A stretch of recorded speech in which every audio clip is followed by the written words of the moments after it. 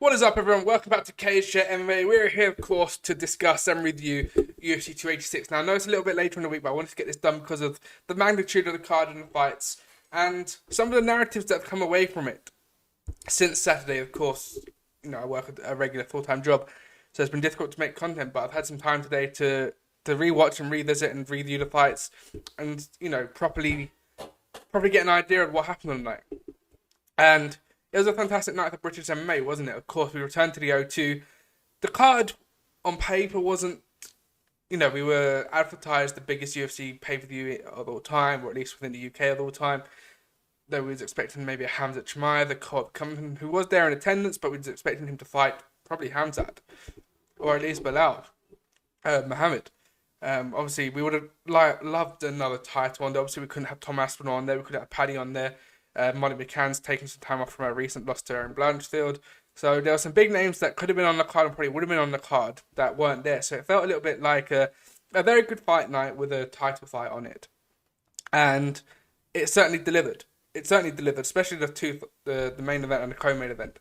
Those two fights were exceptional. We'll kick it off with the main event, of course, with Leon Edwards defending his crown against Kamaru Usman, of course. Now, there's a lot of concern going to this. Was it a lucky knockout? Was it a one-hit wonder? Was it, a spur of the moment? Kamaru Usman goes left, he slips to his left, he's still champion. But no, Leon Edwards was fantastic. He put on a display that reminded me of almost Volkanovski versus Max Holloway 3. It was almost one of those points where you go, wow, he's really... There was a couple questions in the first two fights, but now he's really taken it up a level, and he's cemented his place as the king of the welterweight. And that's what I took away from it. It was almost a flawless performance from the third round. Well, apart from the third round. Obviously, due to the fence grab, which was rightfully a point taken away. That blatantly and that... of that nature, because obviously Kamaru was trying to pull him away because he grabbed it. I think a point deduction was fair. We have to be honest with that and say, Herb Dean did do a bad job refereeing that or policing that. We certainly need to see more of that, especially in certain circumstances where it is a juxtaposition. Sometimes you can grab it, when you're up against doing double underhooks, for example, and some have more effect than others. But I think that was right to take a point away. But apart from that, Leon Edwards was perfect. He was a step ahead of Kamaru Usman the whole fight. Some of those knees were excruciating at how Kamaru Usman kept walking him down. Props to Kamaru Usman. It was just a perfect game plan from Leon Edwards, and he showed why he's the number one. He showed why he's the champion. He showed why, I don't know if he's going to have a long reign in this division, but those who are up against him are going to have a tough night in the office. Obviously, Khamzat Chimaev, is he at 170? Is he going to be returning to 170? We don't know. Obviously, his last fight was scheduled at 170 against Nate Diaz, of course, but he weighed in at 179, causing the upset of the card. And the whole card happened to be rearranged. But, you got Shavkat there, you got Belal Muhammad there, you got Burns and Masvidal fighting at 288. And personally, I'd like to see the winner of that, especially if it's Masvidal, because of the history of Leon. If Masvidal beats Gilbert Burns, I'd like to see them go down that path, because I don't know if we get another opportunity to give Masvidal and Leon, the fight that they deserve, especially with a title on the line. Obviously, Leon Edwards would have to lose the title to get that Masvidal fight, and then that becomes less appealing. And with the narrative of Leon Edwards rise to champion, Masvidal, Colby, those sort of names sort of shunning him away, it feels like having the title on the line and now them almost begging him for a fight feels a little bit... It adds that cherry to the icing on top of the cake, don't it? But Leon Edwards was fantastic from start to finish, and it was a very good fight. It was a very competitive fight, but it was clearly in favour of Leon Edwards. So I gave Usman round 2 as the only sort of argumentative round that you could give him. In round 3, obviously, became his round because of the stoppage. So I think the cards were right. The draw, again, a very close one. Obviously, that was one who gave him a 10-8. I think the other two gave Leon Edwards round 3 and then conclusively a 9-9 round, making it a 48-46 card, 48-46 2 and 47-47 with a majority decision overall. So I was really happy to see what Leon Edwards done. Again, Leon Edwards has always been the nearly person. He's been the bridesmaid, specifically obviously with Darren Till's rise in the same division. Darren Till, shot up to the title in a way that Leon Edwards, you can see Leon Edwards not Leon Edwards had to take the hard road, whereas Darren Till got the easy road, and maybe that's where Darren Till's downfall has become, because he shot up those rankings. He didn't really fight anyone like a Wonder Boy. Well, he fought Wonder Boy obviously at Liverpool, but he didn't fight.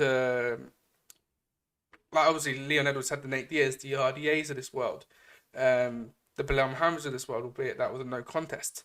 Darren Till didn't get that. He got Cowboy Cerrone, then he went Wonder Boy, then he went straight on to, of course, Woodley. There was no progression or a chance of building. He was only, 25, 26 at the time, maybe 27 when he did that. Whereas Leon Edwards took the hard road out and, got there slowly, and he's certainly, reaping the rewards that he deserves. But it's fantastic to see what Leon Edwards is getting now. All that hard work he's put in there. He's either been the most talkative or the most vocal, which has probably cost him, at least up until the fight and up until the rematch with Usman, cost him fights and cost him big money moves and sponsorships, etc. He hasn't been the most vocal, and that sometimes you need to be a little bit more vocal to be heard. But he lets his fighting do the talking. And he certainly let that happen on Saturday night. With the crowd behind his back, everyone in full support of him, the pound-for-pound headshot deads ringing around the arena. One of the coldest moments of him when obviously Usman walking across the octagon towards him, and obviously him doing the headshot dead, pointing the trigger up to his head and pulling the trigger. Cold moment from Leon Edwards. He's really gone into his own sort of caliber, and that confidence and that mindset he's had is really what he believed in here and in his heart has really come to the front and come through to be witnessed by everyone at such an incredible time. He's only 31, 32 years of age. So he's coming into his prime, and now of course there's talk about fighting Colby Covington. Now obviously I understand where Leon Edwards is coming wholeheartedly, because he was the one that was trying to get title shots when Colby Covington was beating, a top 5, top 6 guy, and then go straight in there. He wasn't doing the hard work. He beat a Robbie Lawler, he beat an RDA, and then he got a title shot. He didn't do what Mazda had to do, which was a flying knee against Ben Askren, or he beat Till, knocked out Askren, and then went and fought Nate Diaz and got a title shot off the back of that. So I can see where now he's a champion. He has that mindset of a Bilal Muhammad or Shavkat, who's on a fantastic run, deserves it more than Colby, who hasn't fought a year and a half and is 2-2 in his last fought, and already had 2 title shots. Bilal and Shavkat haven't had title shots yet. Gil Burns had a title shot, was unsuccessful against Kamaru Usman, but if he beat Marcel, he'd definitely be more, accepting and more deserving of the title shot, maybe, because, it's a fresh champion. But yeah, it would be interesting to see what happens. Colby Covington obviously does the numbers and does the ticket sales and does the promotion, and the UFC would obviously love that. And especially if Leon Edwards can then beat Colby Covington, it does pay off more in the long run, because Colby does the numbers that Bilal Muhammad doesn't do, unfortunately, that Shavkat doesn't do. The only one that can possibly do that is Jorge Masvidal, and he's on a 3-fight losing skid right now, and could be on a 4-fight losing skid. If he beats Burns, it puts him in a very difficult position, similar to what Colby's in, where he's somewhat undeserved of a title shot, but because of who he is and what he brings to the table, he gets one. And at least with Jorge, maybe got the BMF title we could put on the line also. So there's a little bit extra there, albeit that's not it's not a competitive title, it's a gimmick for what they made for Diaz and Masvidal. But it's something maybe that Colby Covington doesn't have. But it's a really interesting one. But to have a look at the results as a whole, 123 strikes landed there from the champion Leon Edwards, 113 from Kamaru Usman. So it was a very close fight. It certainly, wasn't a robbery. A lot of people were saying that Kamaru Usman deserved to win, and called Leon Edwards a cheat for some of the groin strikes. There was a lot of groin strikes. I think there was 3 or 4 throughout the fight. And of course the fence grab. But you can see the significant strikes, 120, and the takedown defense of Leon Edwards was phenomenal. Stopping 11 of those. Kamaru Usman, known for his wrestling, known for his takedowns. We saw it in the rematch at Salt Lake City. He was able to get those takedowns. That was the question that I had going into the fight, was how was the altitude difference going to be? Was it going to benefit Usman because he's coming down to sea level, and would that give him an extra 10%? Or was Edwards able to maximise what he's able to bring to the table because he's not getting the disadvantage of the altitude that he fought at Salt Lake City? And it benefited in Leon Edwards' favour. Fantastic fight all around. Kamaru Usman again deserves respect for the way he has handled himself. He's always handled himself with respect and class and dignity. He's been one of the best champions he has. He's been very dominant. He's been very representative of his heritage. Being part of the Three Kings with Adesanya and of course Francis Ngannou. Now none of those are holding belts. One's not in the UFC. One's rematching for the title against Alex Pereira. One's had his rematch and failed. It's a different era in the UFC now.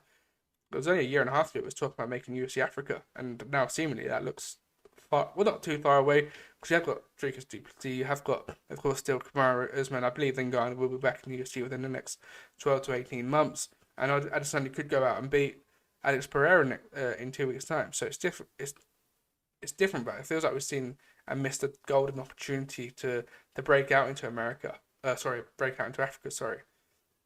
But yeah, he's handled himself with class, and he respects Leon Edwards. It was just competitive edge, and a competitive rivalry, not similar to, or not like Kamaru Usman and Usman's, which was a rivalry born out of hatred and dissatisfaction and displeasure from one another.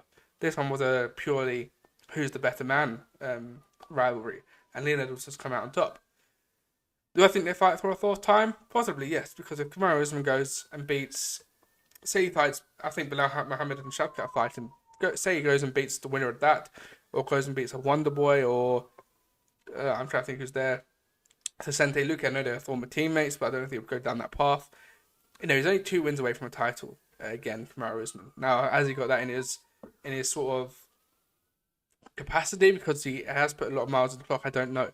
But I do think he has at least one more title run in him before he calls it a day.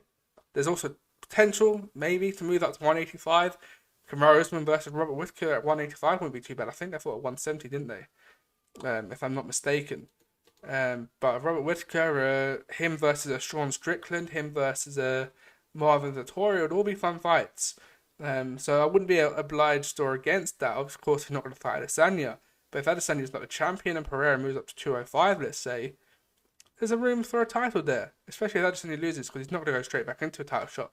It's going to be more like Robert Whittaker. Robert Whittaker versus Kamaru Usman for the 185-pound title in New York, let's say, in November. Who knows?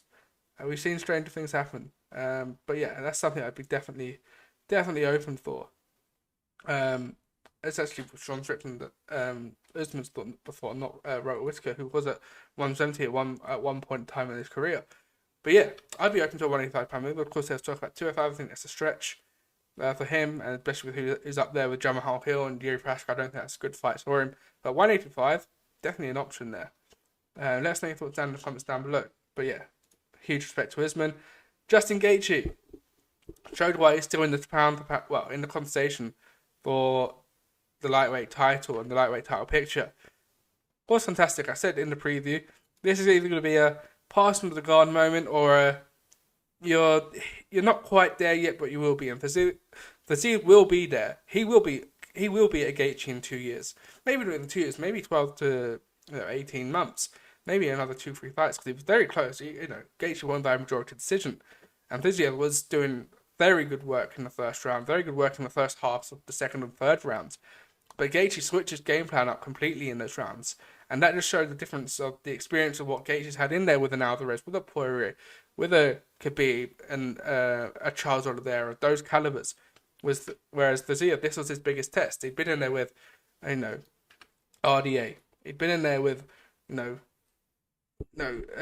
Riddell, Bobby Green, Renato Moicano. He hadn't been in there with a Justin Gaethje.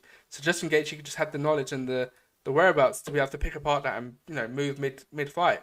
And that jab and that uppercut in the third round was phenomenal work from Justin Gaethje, and it showed why he's still there. And I think we need to, there was a point where I didn't appreciate Justin Gaethje in his career as much as I do now. He was always the sort of, not the black sheep of my sort of favoritism in the lightweight division, when he had a Poirier and McGregor and Khabib. But you have to enjoy him, because he's doing one more last title run, and he might be calling it a day. And when that day will happen, we'll be missing him. What he did with Chandler, what he did with Tony Ferguson, what he did with Charles Oliveira for the first round that he had.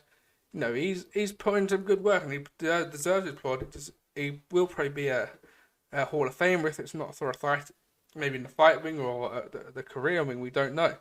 But he's been in there. I think he's had a fight bonus each fight he's had, hasn't he? So he definitely will be a Hall of Famer. Just in the amount of work he's put in and the highlight reels. But yeah, he's still in the title picture. I'd like to see him like Dustin Poirier, really. I think those two need a final eliminator to see who's not more deserving of that final title run, but who has it in them a little bit more. Maybe burning one bridge when needlessly when you could give them maybe a Benil Dariush or Charles Oliveira, who are fighting at 288. Obviously, we don't know what's happened with Makhachev. We don't know what's happened with Volkanovski at the moment. Makhachev called out Leon Edwards, of course, on Saturday night. So there's also, I don't know how likely that fight's going to be. I think Makhachev needs to defend his crown next. Obviously, he just defended against Volkanovski, but I think one of these contenders need to be next in line. But yeah, I'd put Gaethje and Poirier together. I'd love to see that rematch.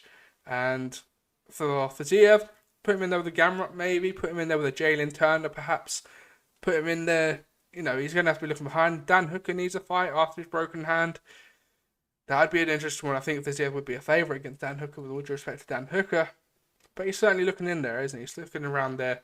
But yeah, 100%. Fiziev will be up there within the next 2 years. It was just a small setback in the learning curve for him.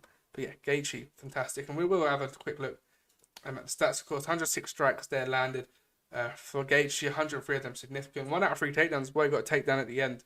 I don't know if that's his first takedown in the UFC, but I know he made a quip to the critics saying, you know, I finally got a takedown, so stop telling me to use my wrestling, etc., or something along those lines. 97 strikes there from Rafael Fiziev. Fantastic fight, clear fight of the night, and obviously Gaethje coming away with the majority decision. Gunnar Nelson put out a shock, in my opinion. I thought Brian Barberino would have too much to stop Gunnar Nelson being able to get in there, getting him up against the cage, putting him down, and getting the armbar. But it was beautiful, methodical work from Gunnar Nelson, and he showed why he is one of the best BJJ fighters we've seen in the octagon. Why he's so good at what he does. Unfortunately, we don't see him as often as we would like. And it seems like he's come towards the end of his career, telling the team prior to the fight that he's more enjoying the coaching of the side of the game, the passing his knowledge down. But he's still put stuff in there, and he's on a 2-fight win streak now. I would like to see him in there with an Ian Gary, with a Morales, maybe someone of that nature. I thought Brian Barberino would be too much for him, but I thought he'd overpower him, especially what he'd done against Lawler. But obviously RDA did submit Barberino as well. But it's a very interesting one. Obviously he's lost to Gilbert Burns, lost to Leon Edwards, lost to Ponzinibbio and Damian Maia, so he's only really lost to the upper echelon of this division. I know Damian Maia is retired now. I know Santiago Ponzinibbio is on the downfall now, but he was certainly a hot prospect back in 2017. And obviously Leon Edwards now the champ, and obviously Gilbert Burns a title challenger. So he hasn't lost to anyone of any sort of poor nature. He just hasn't been active enough. He didn't fight between 2019 and 2022. He didn't fight for 3 years. And, he only fought once last year. He only fought once in 2018, albeit he had 2 fights scheduled. So he just hasn't been active enough, unfortunately. And it's sad to see, because he could have been fantastic, and he is fantastic. But it would have been interesting just how far he could have gone if he'd have been a bit more active. But yeah, fantastic win for him. Jennifer Maia getting the win over Casey Neal, showing again that Jennifer Maia, again, I believe Casey Neal will be there. Obviously, she returned after a 7-month, 8-month layoff, multiple surgeries to that knee injury, and maybe she just wasn't quite ready. But it's a learning curve again, similar to Fiziev. Casey Neal can take a lot of credit and take a lot of plaudits from that performance, but Jennifer Maia was just too sharp with her boxing. She is a former title challenger, and this is my problem with the flyweight division. You throw them in there in the wolves too quickly, and then expect them to overcome miracles. And unfortunately, they don't do that. So they fall back a little bit, and they have to do the learning as they climb up the rankings to a title shot, rather than being settled and go through that sort of unranked period that maybe if you're fighting in the lightweight division or the welterweight division, you might get 6-7 fights at an unranked level to learn your craft a little bit better. But unfortunately, you don't get that in the flyweight division. But Jennifer Maia, fantastic. Showed her that there's a little bit of a level still to get to, but I'm sure Casey O'Neill will get there. No doubt. She wasn't too far off. She was just 5% behind Jennifer Maia all night. Mother Vettori, unanimous decision win against Roman Dolidze. It wasn't a 30-27, it was 29-28. Dolidze won the first round. They were very close round 2 and 3. So there is an argument that it should be a 29-28 Dolidze. Or potentially a 30-27 Dolidze. It's certainly not a 30-27 Mother Vettori. But yeah, Mother Vettori picked up the win. And I've liked how Vettori's handled himself this week or during fight week and post fight, it feels like maybe it's just Chael Sonnen ingrained in the Angry Marvin narrative down our throats, very funnily as well. But it feels like he's maybe matured a little bit. I know he's 28, 29, but it feels like he's calmed down a bit. He's gone over to Tiger Muay Thai, been training over there with the likes of Darren Till. But I feel like we've seen a more calm Vettori, a more relaxed Vettori. He's been very, complimentary about both Whittaker and Adesanya. Abs talks, asked him a question about who's better, and he was very respectful of both, calling them both great fighters, but said how Whittaker's maybe better all-rounder, which I don't know if that would have been the same answer 2 years ago, which would have been very interesting to see. But yeah, very impressed with what Vettori done, and he's called out, I believe he called out Sean Strickland or Cannonier, both fantastic opportunities. Specifically, Sean Strickland would be a fantastic one. Personally, I'd enjoy to see that one go down. Jack Short, moving up to 145, submitted Makwan Mekhani in the second round. Fantastic win for him. He deserved that win. He needed to get back after that Ricky Simone loss. And obviously, he's moved up divisions because of the weight cut being too much for him at 135. And he looked phenomenal. He did look fantastic. Absolutely fantastic. Jack Shaw. Be interested to see what's happening next. Of course, there's a little bit of a triangle now between Lerone Murphy, Nathaniel Wood, and Jack Shaw. All British talents, all fantastic talents. All eyeing a top 15 ranking within the next 6 to 12 months. One of them are going to have to take out maybe two of the others, perhaps. Especially if we return to London. I still want to see Nathaniel Wood versus Lerone. That's bubbling away on Twitter at the moment, and social media is bubbling away quite nicely. I wouldn't mind revisiting it, but Jack Shaw certainly just entered the mix of potentially a little round robin tournament between the English and the Welsh. Chris Duncan, a good night for him on his UFC debut, proper UFC debut. Of course, he got his contract for the Contender Series. He had a fantastic fight with Omar Morales. Probably would have been fight tonight had it not been for Gaethje and Fiziev. They went to a split decision. I think Chris Duncan, certainly won more than a split decision. I think it was unanimous. I think he won 2 and 3 in my opinion. But Morales was always there, giving him problems. Yeah, now Ash Moss, ruined the debut of Sam Patterson with a fantastic knockout. Kicked the rear leg, catched the kick of Sam Patterson, hit him with a right hook, dropped the left, and as it was dropping, hit the left hook. 5 maybe 6 unanswered strikes that maybe was a bit too many. And I'm sure Mark Goddard would have acknowledged that post-fight and the post-debrief, etc. Because Mark Goddard's one of the best referees. But it did just go a little bit long. And, Sam Patterson hopes he is all right and will be back. But not the debut he would have wanted. Mohamed Mokaev. How did he not tap? How did he not tap for that knee bar? We've seen horrible, horrible submissions. And those knee bars are horrendous. Obviously, legs aren't supposed to bend that way. But Mokaev gritted through it. He bit down his gum shield and weathered it. And maybe for the worst, maybe for the better, he says he's going to be fighting again in 6 to 8 weeks. Training again in 6 to 8 weeks and looking to fight in July. Which is outrageous because the way that knee was bending, you're expecting him to be out for a year maybe. And saying goodbye to those youngest UFC champion hopes. But he's still there. Rafael Fiziev, both fantastic fighters, both fantastic coming in here. Filo, of course, getting his heart a little bit broken when, couldn't get a submission in the 3rd round and almost crumbled under Mokaev then. Mokaev was leading the dance up into that fight. It would have been a unanimous decision win in my opinion, but we've seen Mokaev in a bit of danger now, haven't we? And he's come through it on all occasions, and he's remained undefeated at 9-0, and a fantastic one for him. That's right, I believe it's 10-0, one no contest for a groin striking brave. Lerone Murphy getting a split decision win against Gabriel Santos. Again, fantastic fight from Lerone Murphy. Of course, it wasn't supposed to be his original opponent was supposed to be Nathaniel Wood, but he got replaced by undefeated Gabriel Santos, and Santos put in a fantastic performance himself. Lerone coming out there with another victory, remaining undefeated at 12-0-1. Christian Leroy Duncan, unfortunately, got the victory, but didn't show the talent he is, because obviously Todorovic's knee popped out, torn ACL, I believe it was, in the 1st round, only 2 minutes into the 1st round as well. Unfortunate ended to that fight. But unfortunately, Christian Leroy Duncan didn't get to perform as the way we've seen him in Cage Warriors. Jake Hadley submitted Malcolm Gordon and has added a bit of fuel to the fire with the Mokaev rivalry, because of course Mokaev needed 3 rounds to submit him, but Jake Hadley went out there and battered his liver, battered his body, and got him out there within a minute. Fantastic there from Jake Hadley.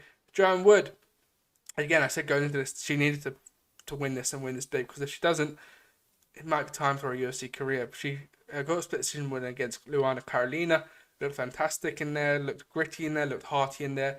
First time fighting in the UK for a while, I believe, as well. So she put on a good show for the home fans. Jai Herbert fought for a majority draw against Ludwig Klein. Similar to the main event, he had a point deduction for a groin strike, albeit because it was basically it was 2 groin strikes within 30 seconds within a round. The first one was legitimate. The second one, there was an argument that it hit the hip of Klein, but of course at that point the point had been taken. But without that, Jai Herbert certainly would have got the decision in his favour and would have been fantastic. And again, it just shows his UFC tenure at the moment, hasn't it? It's been up and downs, and when you're supposed to get it your way, it goes against you. It's just unfortunate for him. But again, fantastic performance, and he deserves that dove next to his name. As did Veronica Hardy, who came back after a 3-year layoff and put Juliana Miller through the paces. She looked fantastic, Veronica Hardy. Obviously married to Dan Hardy now. He's one of the best minds in the sport, one of the best analysts in the sport. And it showed. It showed that when Hardy's training, she's good. She's good. Apparently this was her first sort of proper training camp going to this, and it showed in her performance. She was phenomenal from the starting bell to the end. A couple of times she got caught a little bit in there, but she stayed calm when in times, especially with the 3-year layoff, you might panic there. You might, let me get out of there. I'm not ready for this just yet. But yeah, fantastic performance from her, and opened the card up with a real vibrance, a real energy, and really set the pace for the night. A lot of decisions, of course, wasn't quite the fight catch of March was last year. Maybe that's because of just the nature of one of the card, and we haven't seen a card in the UK for 3 years. Now we've seen 3 in 12 months. It just shows you how the tables turn and how the fruits of the UK MMA labour is really starting to show out now. We might have, we see the Mexican MMA really rising now. They've got 3 champions in Grasso, Moreno, of course, Rodriguez is the interim champion. We could have something like that in the next 12 months, especially with Tom Aspinall. We've got Arnold Allen fighting Max Holloway very soon. We've got Makhachev going down, the youngest UFC champion. It's very possible we could be looking at 3 champions, maybe at the end of 2024. That would be my goal. 3 champions, 4 champions at the end of 2024. It's possible. It's very possible. But yeah, it's a great time to be a UFC fan and an MMA fan if you're from the UK. But yeah, that was UFC 286, guys. Let us know. What's next to Kamaru Usman? What's next to Leon Edwards? Is it going to be Colby Covington? Do you want it to be Colby Covington, or would you prefer it to be a Gilbert Burns or a Masvidal or a Shavkat or a Bilal Muhammad? Let us know in the comments down below. Justin Gaethje, does he get that? He's got the interim belt. Does he get his hand on the undisputed before he calls it time in his career? Or will he just fall short again in this, 3rd run would it be, I suppose, for him? Let us know all your thoughts down in the comments down below. We will be here for Vera versus Sandhagen tomorrow. So do hit that subscribe button. Make sure to follow us at CageChat MMA across all socials, Facebook, Twitter, Instagram, and TikTok. And I'll see you guys on the next video.